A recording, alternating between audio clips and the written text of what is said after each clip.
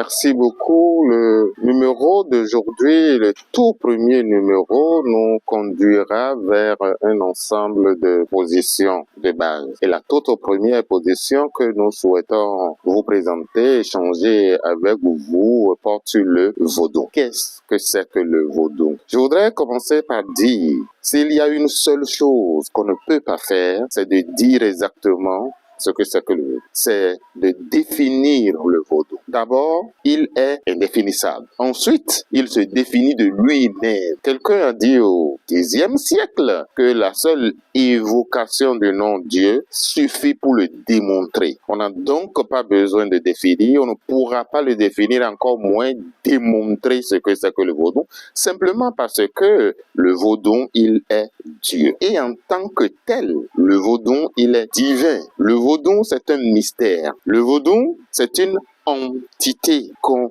adore. Le vaudou, c'est la cause causante. Si on ne peut donc pas le définir, le vaudou se manifeste. C'est à travers ces manifestations, la réalité, l'entité première qu'elle est à travers ces manifestations, qu'on sait ce que c'est que le vaudou. Puisqu'il est une déité, puisqu'il est divin, il est donc la cause causante. Il est la force première, il est l'entité unique, première qui existe et qui constitue pour les négro-africains la modalité spirituelle qu'ils ont trouvé pour répondre aux questions existentielles qui sont les leurs, à savoir qui sommes-nous, d'où venons-nous, où allons-nous, que nous est-il permis d'espérer. Tous les peuples de ce monde, toutes les sociétés humaines se sont posées ces questions existentielles.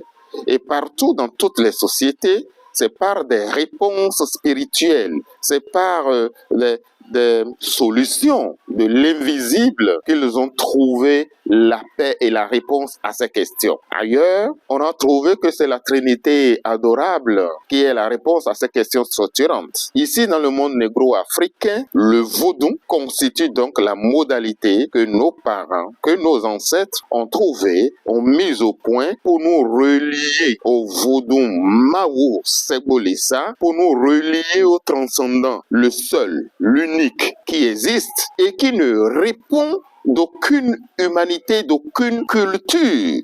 Cet omniscient, cet omniprésent, cet omnipotent s'adresse aux humains que nous sommes par l'intermédiaire du vaudou qui est, si vous voulez, comparaison n'est pas raison, qui est le Dieu horizontal, un peu comme tous les autres dieux mis au point, inventés par des sociétés, par des peuples pour pouvoir répondre aux questions existentielles qui sont les leurs. Le vaudou n'est donc pas une religion.